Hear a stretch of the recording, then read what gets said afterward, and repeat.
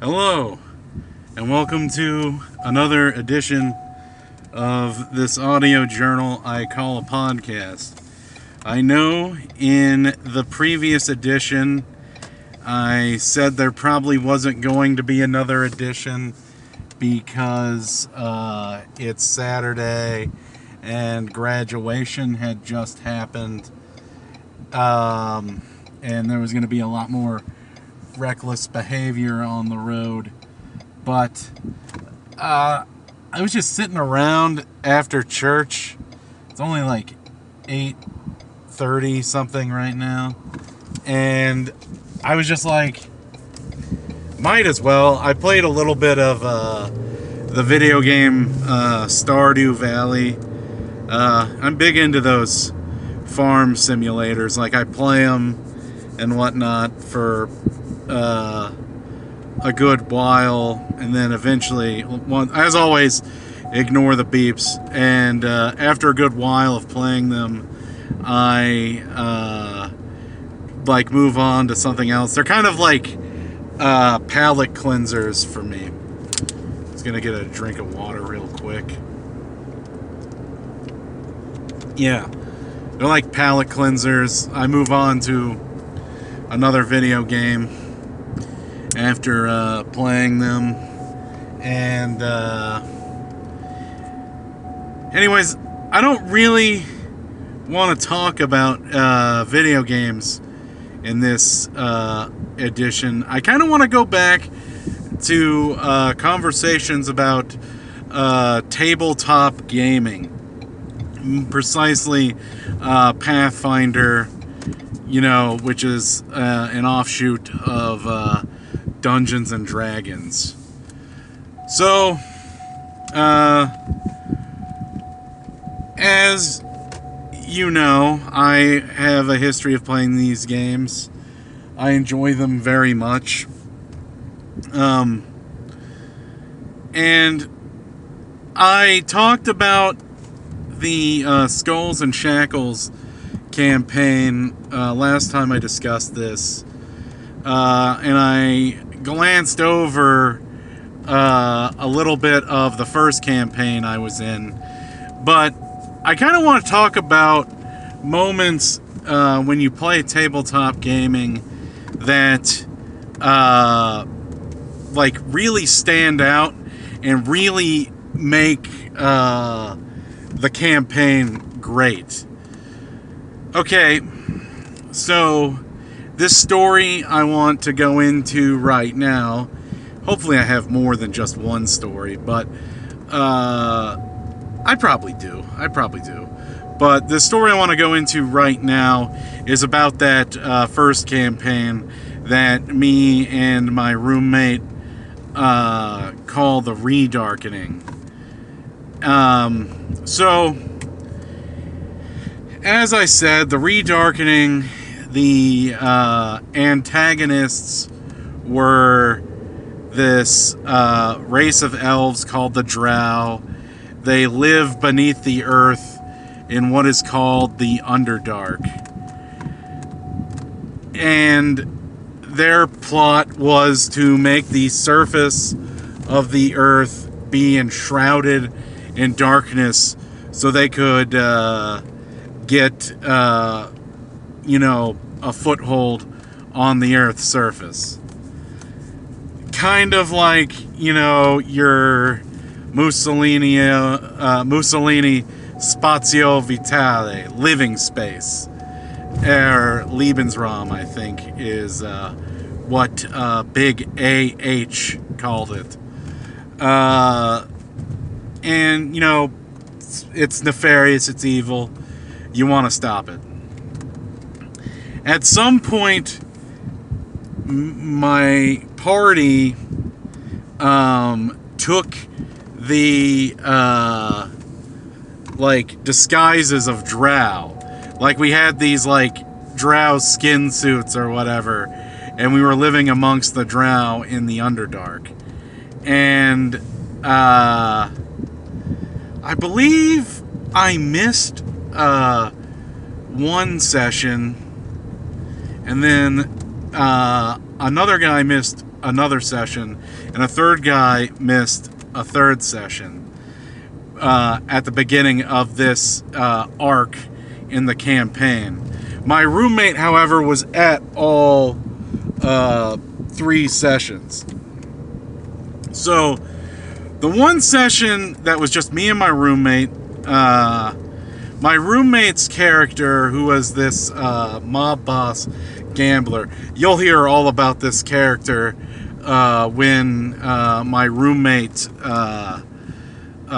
gets in on this. I'm planning on asking him next week to see if he would like to ride in the car with me and discuss D&D, and maybe some other episodes we could discuss some things other than D&D.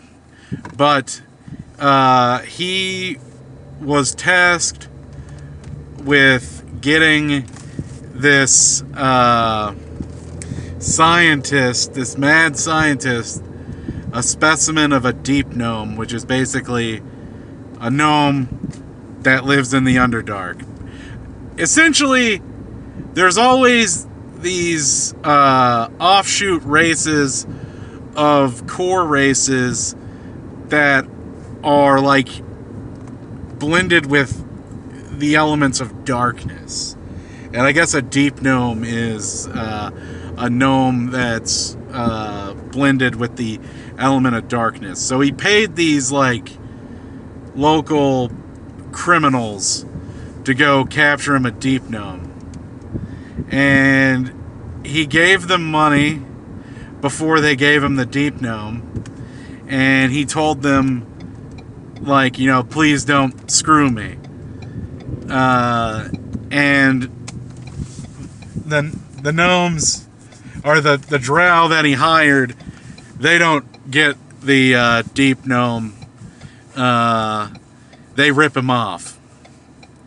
And so the next session, I'm there for it.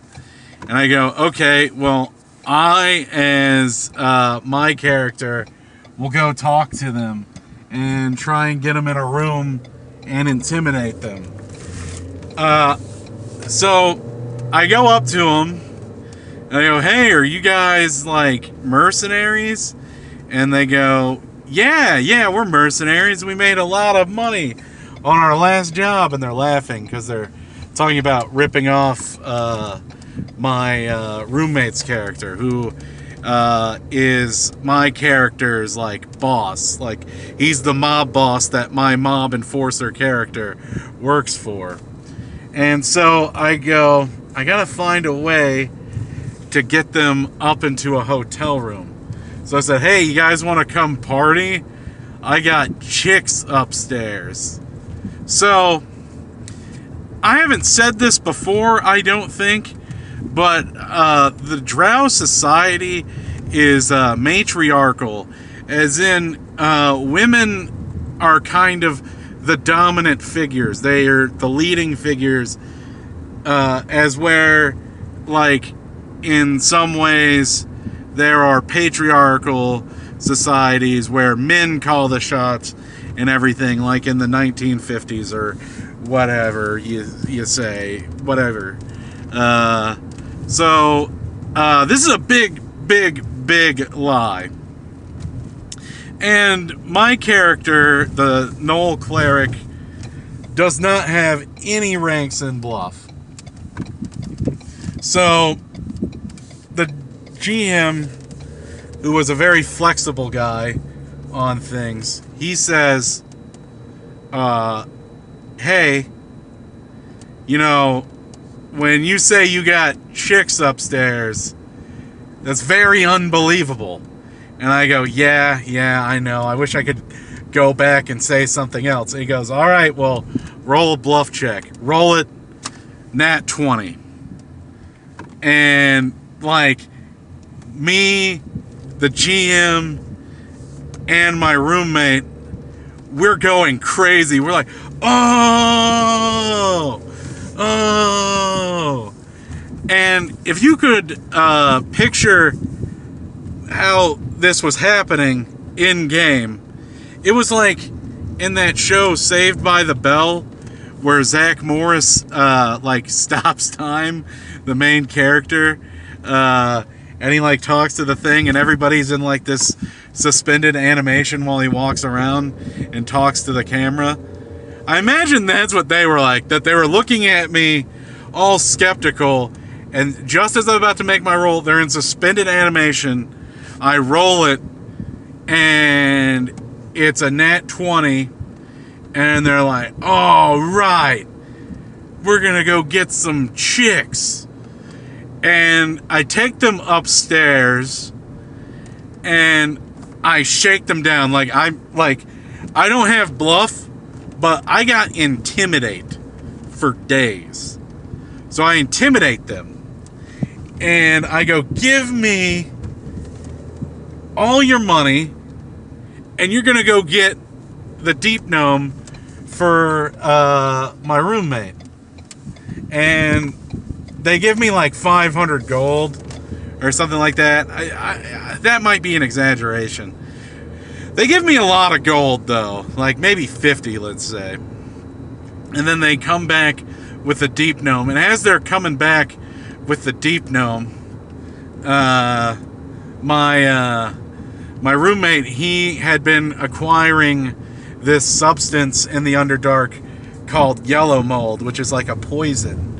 And he threw a big jar of it at one of them, and it like hit the guy. So he poisoned this guy in retaliation for screwing him over on a deal. So, anyways, they give us the deep gnome, and we're taking the deep gnome to the scientist. And I go, "Hey, deep gnome, what's your name?" And my roommate, he goes, "Don't ask him his name." And the GM is also like, "Why are you asking his name? That's bizarre." And the GM goes, "Okay, his name's George."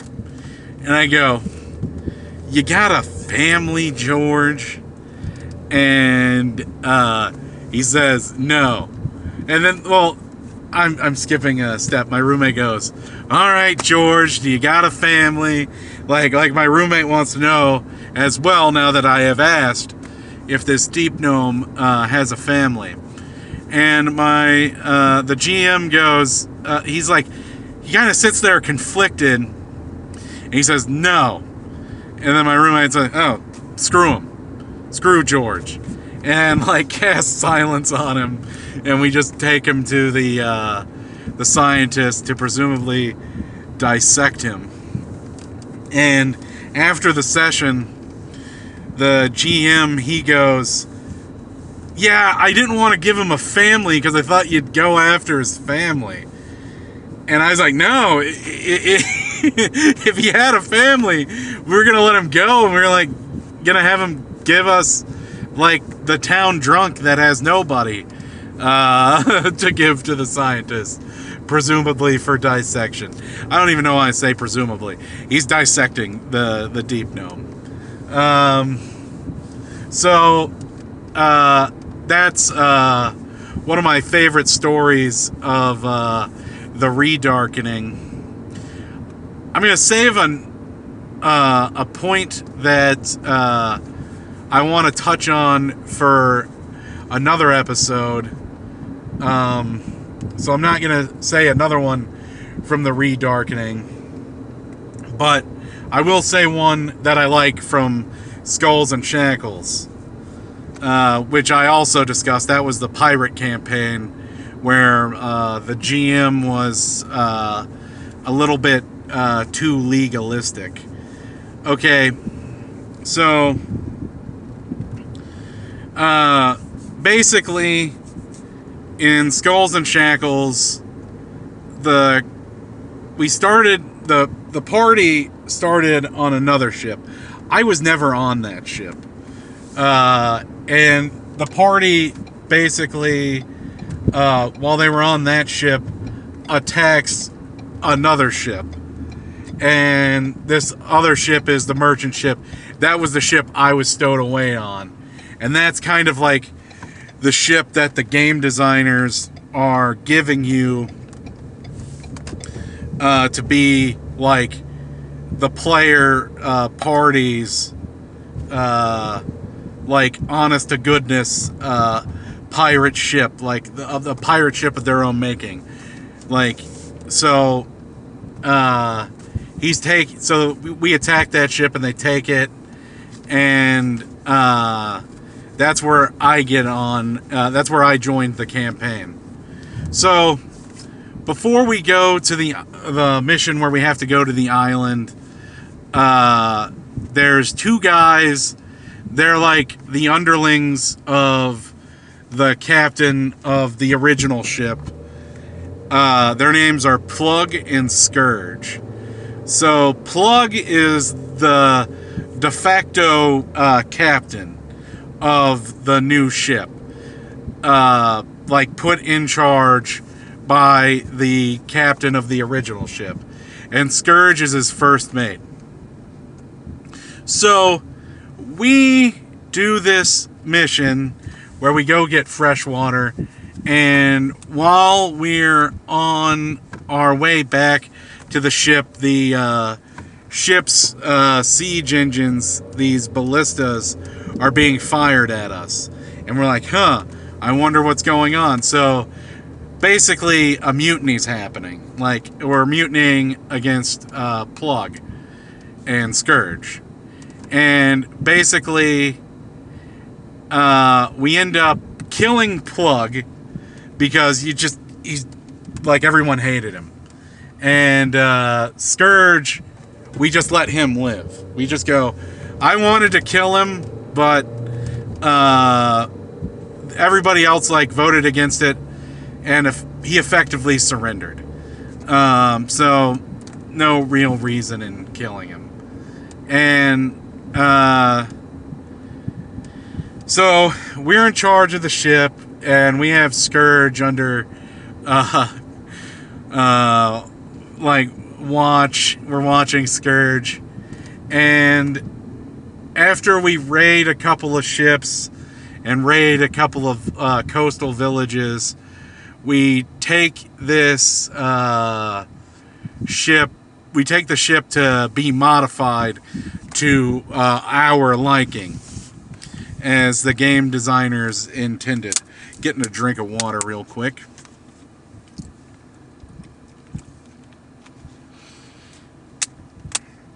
And so while we're at the place where the ship's being modified, another ship comes in, and it looks like a Navy ship from like this country that we're like terrified of.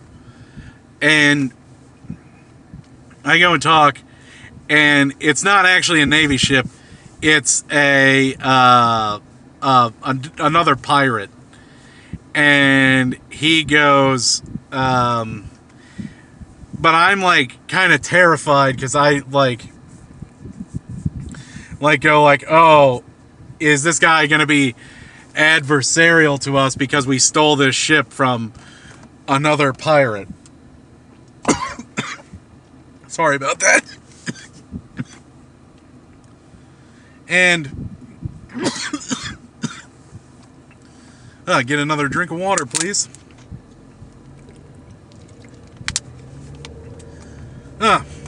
So hopefully that's the last one.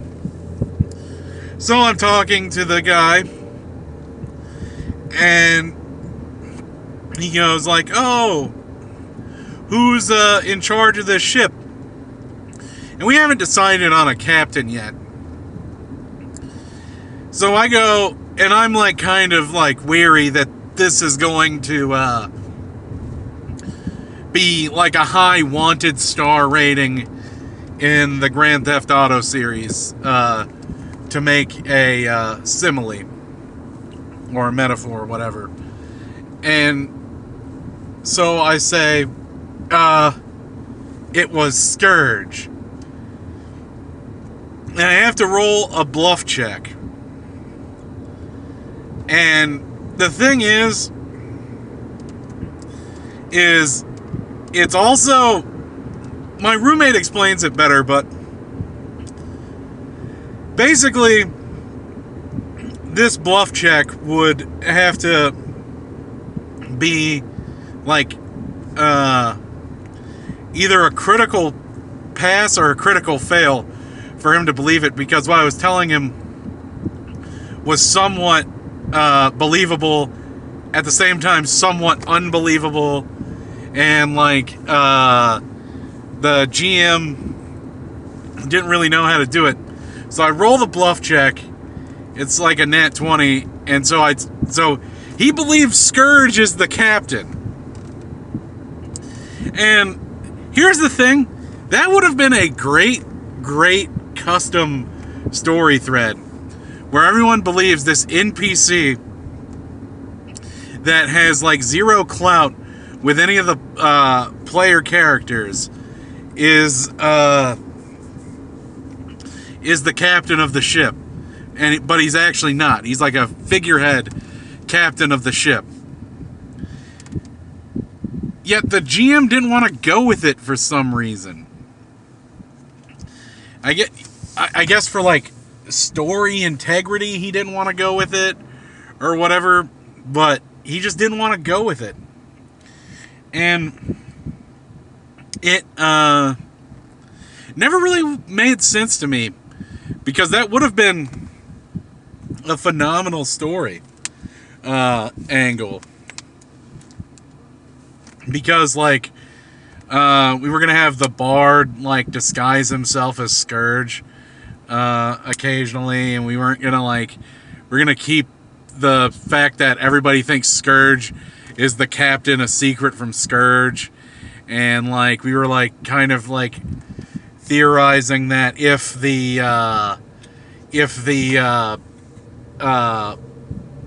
other ship, the original ship that we came from, I don't remember the name of that ship. I remember the name of the ship that we had.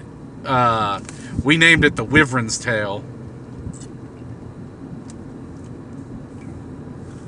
Sorry, I wanted another drink of water.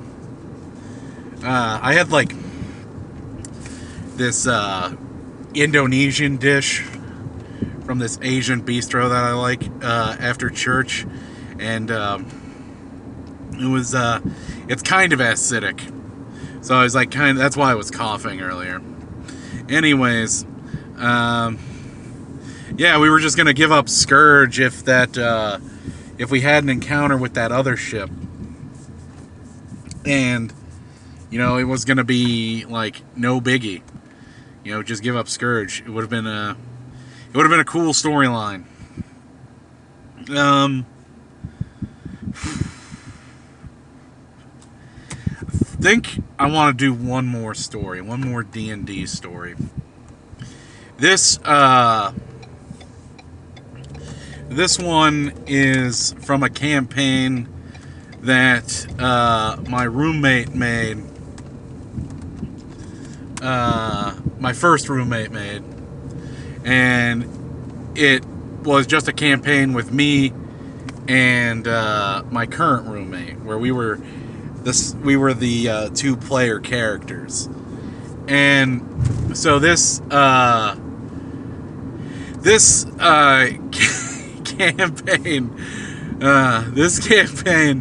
was about catching cryptids. So many good stories from this one, actually. Even though this one's very short-lived, but there's a lot of good stories. My character and my roommate's character, we were brothers. And we chose the Kitsune race, which is like this Japanese fox-like creature that can like take the form of a human. So we were like, we would take the form of humans, and like my character looked like my character's human form looked like Scott Hall, and my roommate's character's human form looked like Stone Cold Steve Austin, and we would be mostly in our human forms when we did things, but we'd sometimes switch to fox form because we were looking to be cryptids that caught other cryptids, and we were making a cryptid zoo. So I developed a trait for my character after watching a Korean boxing movie. I think it's called The Legend of the Crying Fist, but there was something else that was the Crying Fist that was a Korean thing that was completely different, so I might be terribly mistaken when I say this, that it's The Legend of the Crying Fist. So in this movie, there's this washed up former Olympic boxer. He's a homeless person, a beggar, and he walks around with a sign that's says box with me for a round or something for money. And I was okay, I want to take that aspect of the character and walk around with a sign that says fight me for a gold. And so the campaign starts. I'm walking around with the campaign sign, fight me for a gold. And I am then confronted by a dwarf who gives me a gold to fight me. And I basically pieced this dwarf up. And my roommate, while I'm fighting the dwarf, before the fight starts, he's going around taking bets from the crowd. So, we were enriching ourselves off of this. And, I beat the dwarf. I actually knocked him out, I think. And, I come back, and I lie to him, and I'm like, give us the deed to your house. Because you said it was for bank slips. And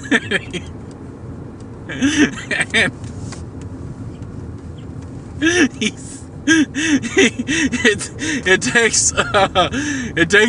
takes a lot of bluff, cause your bluff skill goes into your feint ability when you have the feat of feint or whatever, the feint feat path.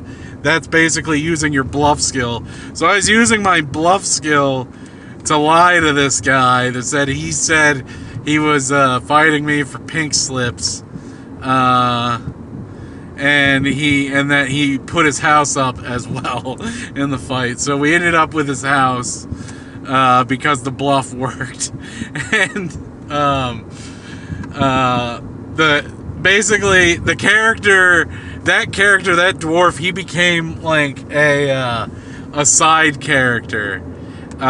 His name was Dolgren, and because he just kept taking L after L, we named him Dumper Dolgren. And so my character was this hybrid class called Brawler, and the Brawler eventually gets this ability called Knockout, and the Knockout ability basically makes the target take a fort save, and if they fail the fort save, they get knocked out. And once I kept saying to my roommate at the time, that roommate, my first roommate, and my current roommate, I kept saying to them, once I get that knockout ability, the first person I want to use it on is Dumper Dahlgren. And they're like, all right. I finally get the knockout ability, and we go find Dumper Dahlgren. He owns a tavern in the city that we live in. And God, my first roommate, he sells this Dumper Dahlgren appearance really well. I walk into his bar, and he looks at me, and he's like, "You," and like really furious, really selling, overwhelming fury to have seen my character. And lo and behold, I use the knockout ability on him. I hit him in the head with a head kick. He fails the fourth save. He's knocked out. Dumper Dahlgren loses again. And apparently his bar gets looted after that. There's more, but I think that's a good way to end. I think I liked doing this episode, other than the bit where I was coughing, but it's an episode that I recorded, so it's going up. That's the whole point of this low effort, high output project I'm doing.